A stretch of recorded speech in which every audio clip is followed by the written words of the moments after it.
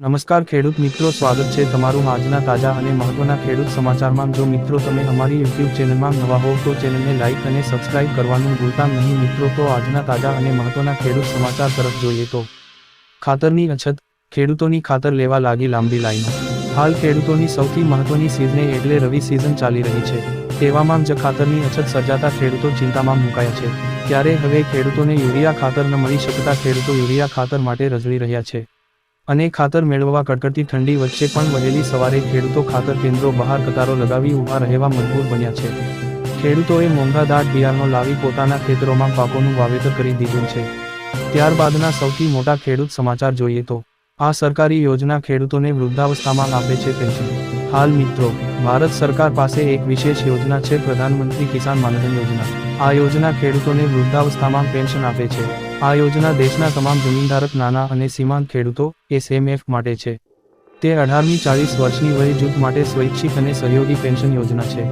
આ scheme 9 August 2019ની લાગુ થશે। જો તમે પાત્ર ખેડૂતોની શ્રેણીમાં આવો છો તો તમે આ યોજનાનો લાભ લઈ શકો છો। ત્યારબાદના સમાચાર જોઈએ તો માવઠાને લઈને મોટી આગાહી, લોકોએ સ્વેટર સાથે રેઇનકોટ કાઢવા પડે તેવી સ્થિતિ। હાલ મિત્રો, હવામાન વિભાગ દ્વારા આગામી એક સપ્તાહ માટે ગુજરાતના હવામાનની આગાહી કરવામાં આવી છે। જે મુજબ આગામી 5 દિવસ રાજ્યમાં શુષ્ક વાતાવરણ પ્રવર્તશે, જ્યારે છઠ્ઠા અને 7મા દિવસે રાજ્યના કેટલાક ભાગોમાં વરસાદ વરસી શકે છે।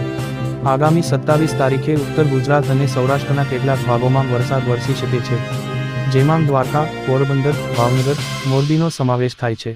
ત્યારબાદના સૌથી મોટા ખેડૂત સમાચાર જોઈએ તો દૂધ સહકારી મંડળીઓ માટે કૃષિ વિભાગનો મોટો નિર્ણય। હાલ મિત્રો, દૂધ સહકારી મંડળીઓ માટે કૃષિ વિભાગે મોટો નિર્ણય લીધો છે। આદિજાતિ વિસ્તારોના સહકારી મંડળીમાં સોલાર પ્લાન્ટ સ્થાપી શકાશે। આદિજાતિ વિસ્તારની દૂધ સહકારી મંડળીઓ માટે નિર્ણય લેવાયો છે। સોલાર પ્લાન્ટમાં કૃષિ વિભાગ દ્વારા 10 રૂપિયા કરોડની ફાળવણી કરાશે। પહેલા ગુજરાતમાં પ્રાથમિક દૂધ મંડળીઓની સંખ્યા 10,636 જેટલી હતી, જે આજે વધીને 16,384 જેટલી થઈ છે। ત્યાર પછીના મોટા અને કામના સમાચાર, કેન્સરની રસીની કિંમત 2.5 લાખ રૂપિયા। હાલ મિત્રો, રશિયાએ દાવો કર્યો છે કે તેને કેન્સરની રસી બનાવી છે।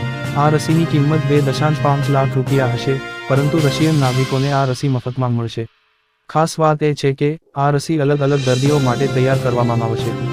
અન્ય દેશોમાં આ રસી ક્યારે ઉપલબ્ધ થશે તે અંગે કોઈ માહિતી બહાર આવી નથી। ક્લિનિકલ ટ્રાયલ્સમાં આ રસી કેન્સરની ગાંઠોના વિકાસને 80% ધીમી કરવામાં સફળ રહી છે। ત્યારબાદના સમાચાર જોઈએ તો સરકારી કર્મચારીઓ માટે સારા સમાચાર છે।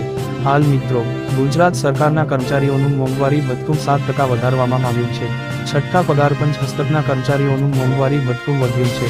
આ મોંઘવારી ભથ્થું 5 મહિનાની તફાવતની રકમ જાન્યુઆરીમાં ચૂકવાશે। આ ઉપરાંત ડિસેમ્બરના પગાર સાથે તફાવતની રકમ મળશે।